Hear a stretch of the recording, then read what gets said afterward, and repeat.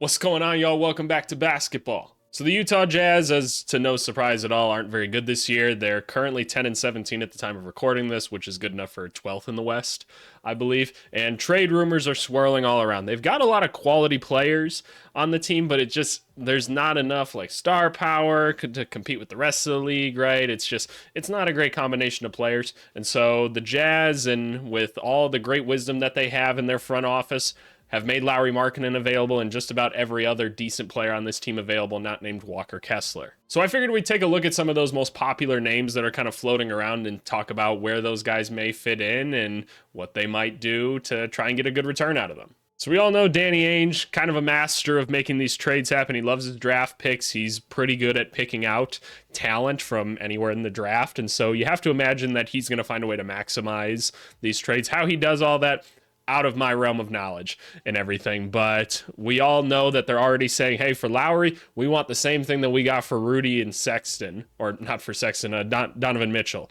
So we want like 5 draft picks and some quality players. It's like, whoa, okay, that's a lot. And I think teams have kind of learned from the Rudy Gobert trade a little bit that was probably over the line, but that's where the starting price is set at the moment. So let's talk about where Lowry might be able to go. For reference, this year, Lauri Markkanen's having another phenomenal season, 23 points a game, about 8 rebounds, right? What's the three-point percentage at? About 38, around the same as last year. The effective field goal percentage is about the same, shooting a decent clip from free throw again. He's having another all-star caliber season. I get the feeling that they won't put him in the all-star game, more so for the fact that like he kind of came onto the scene last year. People are like, oh, look, Lauri Markkanen, he's good at basketball, and everyone wanted to be the one to say that. And nowadays, it's like, okay, well, we already knew he was good and he plays for the Utah Jazz, so we don't really care. Lowry's an incredibly skilled player, though. When he was with the Bulls, he was so underutilized. I'm a Bulls fan, for those that don't know. I hated watching him just stand in the corner and not be involved in the game. When you saw that he had the capabilities of putting the ball on the floor, he was athletic, he could attack the rim, he could shoot, he could do so many things, and I'm glad that he's finally found a place where he can do that and where they utilize him properly. But now, where does he go, right? The Jazz aren't probably going to be in contention anytime soon, so where can they move him to? Some of the teams that I have written down here are like the Pistons, the Warriors, the Pacers, maybe the Pelicans, the Kings, and then the Thunder. So let's talk about them a little bit. You think about the Pistons, right? They need shooting. They could use some length, someone that can go to the wing and be down low, right? They just need some help for Cade. And it's not even worth tanking at this point because they're so bad that are they really even developing at this point? Like, you got to start getting some quality players around all these young guys. And there's probably some players that you're willing to give up in picks just to try and be a little bit better off. And so I understand the fit for Lauri Markkanen. I don't know what you're giving up to get him. It doesn't seem like they care about Jaden Ivey at all, and I know that would be an intriguing piece for them. You're probably giving up someone like an Isaiah Stewart or something like that. Beef Stew is someone that I don't understand his fit on the Pistons really. I don't dislike him as a player, but it's a decent guy to get back, and it's probably a pick that's pretty valuable to them as well. So I could see him on the Pistons. As far as the Warriors, yeah, we get it. How much of the bench are you willing to give up, though, to bring in Lauri Markkanen? I totally understand wanting him and everything.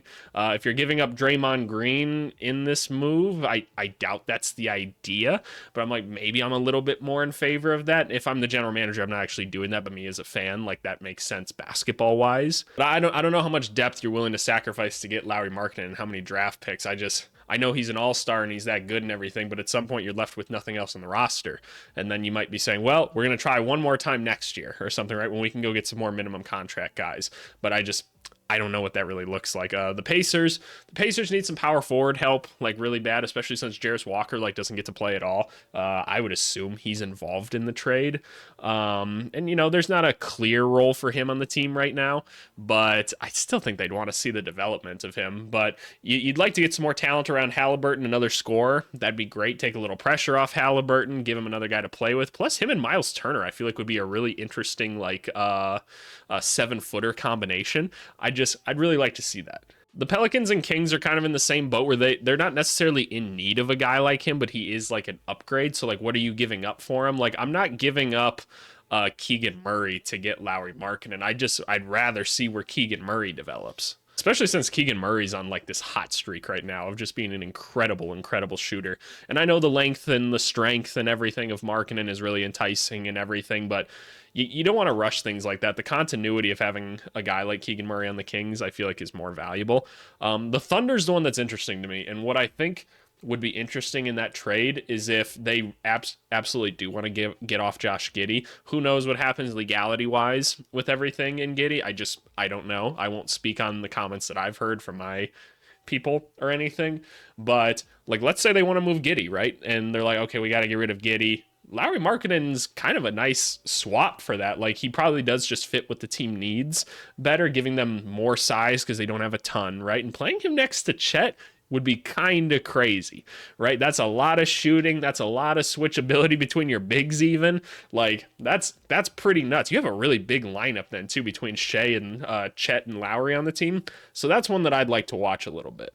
All right, let's talk about Jordan Clarkson now. So Jordan Clarkson, one of the 6 men extraordinaire of the NBA, great scorer, right? We know that's what he's in the league to do, right? I know the efficiency's been kind of wonky in his career at points, but he's a guy that can go get you some buckets off the bench, and he might just win you a couple games in the playoffs if you're a contending team. So scoring's a bit down this year, 16 points a game for him, only 16 points, right? But about 5 assists a game, which I believe is that's a career high for him. The 3-point percentage is dog water right now. You know, they've got a lot of younger guys handling the ball on this team, and they're trying to figure it out. I'd like to think if he was on a team with a better supporting cast that you'd actually see a little bit more out of him and maybe even more focus. I don't like to ever call on a player's focus in game, but I do actually think that would be a thing that would boost his statistics a little bit, to be put on a team with a little more contention, a little more accountability. You also note the turnovers are pretty high, but again, kind of a garbage team they're playing with right now. I hate to call it a garbage team. They're not very good this year, and they're kind of all over the place, right? So I'd want to see him on a team with a little more stability, a little bit more of a defined role again, right? Where he can get into his flow and be the scorer that he's supposed to be off the bench. There's 2 teams I really have in mind that I'd like to see Jordan Clarkson go to, and he's in the trade rumors every year because, like, he's a name, right? He's a guy that people know can go get you 20 points on any given night, and every contending team wants to have that bench score, right? And one of the guys, or one of the teams that I think about that would be really interesting is Philly, right? I know that's the team that a lot of people connect him to, right? Philly clearly could use like a bench scorer, and what they give up for that, I don't know. Maybe they, once the time has passed, they can put together something like a Marcus Morris, Batum, guys like that, right? Some of the guys they just got, package in some picks or something.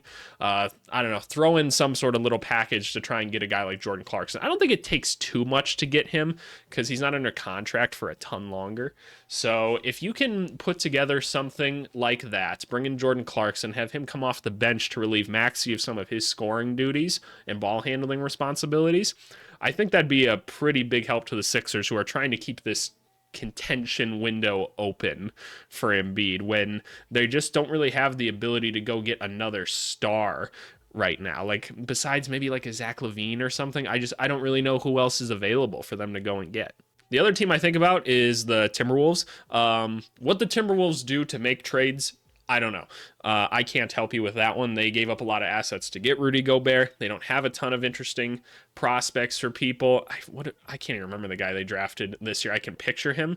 Is it Leonard Miller? Is that what it is? I think not a huge fan of his game from the film that I've watched, but whatever. Maybe someone else is, right? But I know they need a bench scorer. Like, they need that 6-man guard to come off and just get them some buckets. And I think Jordan Clarkson would be a great fit for that.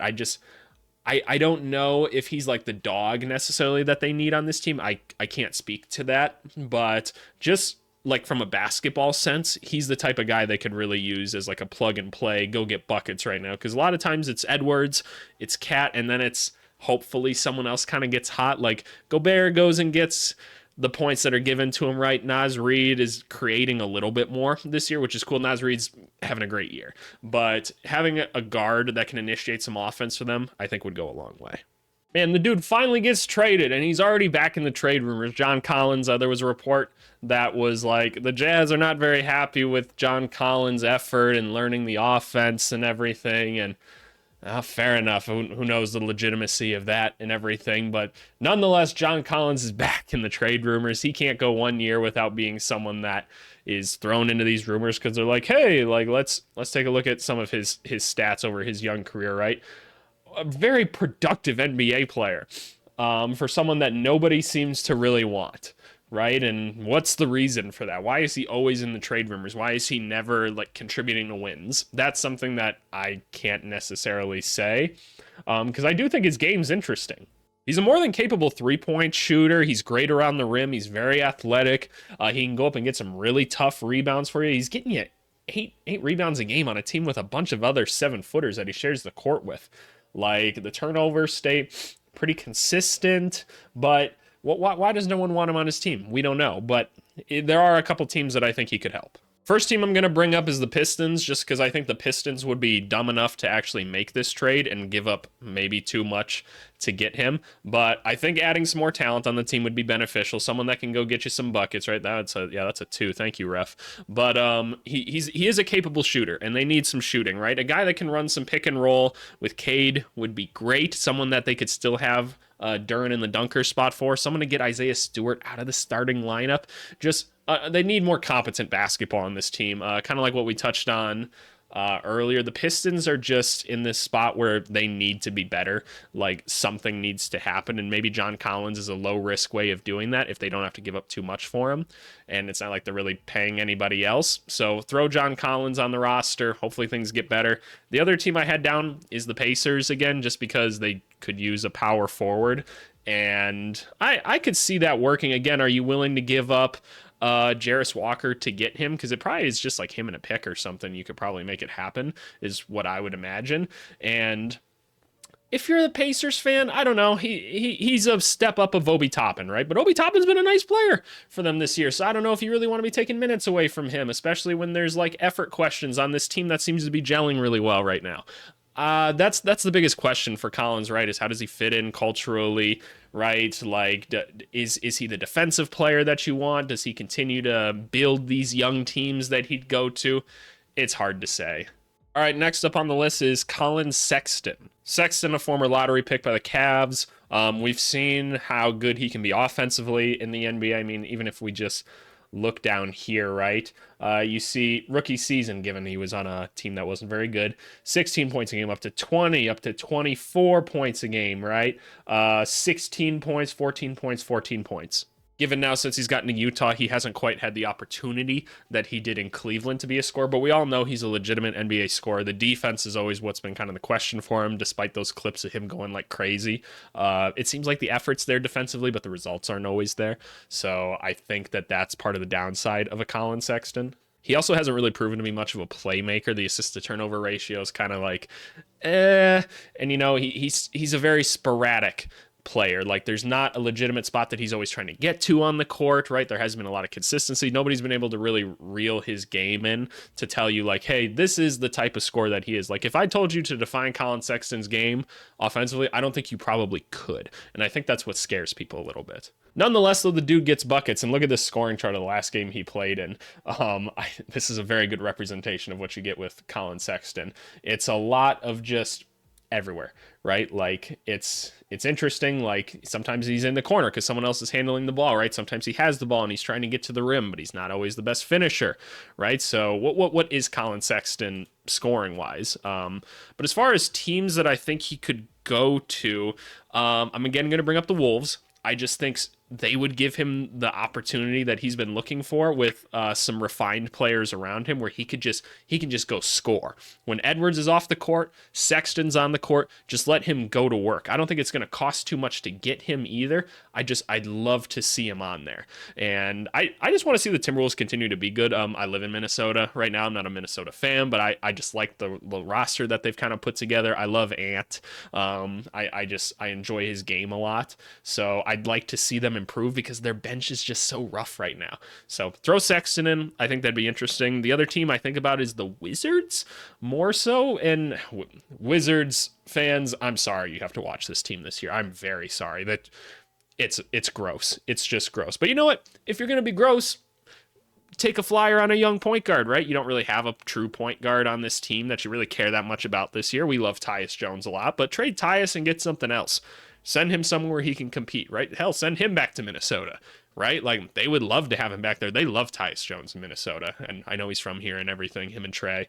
But, yeah, like, why not give him a shot, right? Like, y'all ain't doing anything this year anyway. See if you can't unlock that 20-point-a-game score again. So those are the two teams I see for Sexton. All right, last one we're going to look at here, which is someone that I feel like a lot of people forget about, is Kelly Olynyk. If we take a look at Kelly Olynyk this season, they kind of missed their window of probably having the best opportunity to trade him. They were really trying to make it work last year with the Kelly Olynyk, Lauri Markkanen, Walker Kessler thing, and it wasn't like bad, but it wasn't like great either, and we all know that's not. I just don't think that's productive. I don't think that's helping like Walker Kessler grow. I don't think that's helping Markkanen find his role. And now they're kind of doing the same thing with John Collins, which, while better, is still not good. So anyway, they kind of missed their opportunity because now Kelly Olynyk doesn't play nearly as much, but you're still getting like good productivity. Obviously the attempts are down and everything because everything is down. Like, other people are taking the shots and taking his minutes, but you're still getting a very productive Kelly Olynyk that's still rebounding the ball, still a underrated playmaker, can still shoot from the outside. Like, this is a valuable big man that could be helpful to a lot of teams. Some of the teams I think of the Pelicans, since Larry Nance doesn't seem like he's coming back necessarily anytime soon. You could throw him in as a backup center there. I think the Thunder just need some sort of center on the team. It's not going to cost a ton to get him. They have a ton of resources. Tough air ball there. Take him on for the year. Have another floor spacer. You need as many floor spacers as you can get around all of these guys, like the Jalen Williams, the Dort, the Shays, the Giddies, guys like that, right? Just another player, right? Denver, I could see him being a backup center there. Zeke Najee's kind of been a little bit off and on for them there. Kelly Olynyk's just a better option there. And I feel like the Nuggets are missing like that real physical presence on their team. Like, they're kind of missing like that I don't want to call him a bad boy. It's not like a boy band, but like, I feel like Kelly Olynyk would bring them a little attitude that they're missing, a little bit of toughness. And then the last team I'm thinking of is the Heat. He just seems like a Heat culture guy, doesn't he? Like, throw him in there. He's probably a better option than a Thomas Bryant or something, or if something else, a better look or a different look. Add another floor spacer, right? Just have a little more size on the team. So if something happens to Kevin Love or something, right? I could see him fitting in there. But yeah, at the end of the day, the Jazz are looking to move some of these guys, and that's because they want to give some minutes to Taylor Hendricks that hasn't gotten to play much, right? The Talen Horton Tuckers. Keontae George looks like he can be a nice playmaker in this league, right? I mean, I'm looking around at some of the other guys on this roster, right? Like Walker Kessler's obviously a guy, Abaji, right? He's another one. There's some guys that you want to give some tick to on this team, and this team's not going anywhere right now. At least try and get the assets now, draft some players down the line. This isn't maybe the draft to do so, but they've got some players that teams want, and you don't want to wait too long to move them. So let me know what you guys think. If you're a Utah fan, though, let me know what you think. If you're watching the game more than I am, always happy to have a conversation in the comments. Always love to hear other people's thoughts. But yeah, leave a like, leave a comment. Let me know what I missed, what I was wrong about. Love to hear it all. But thanks so much, y'all. See you later.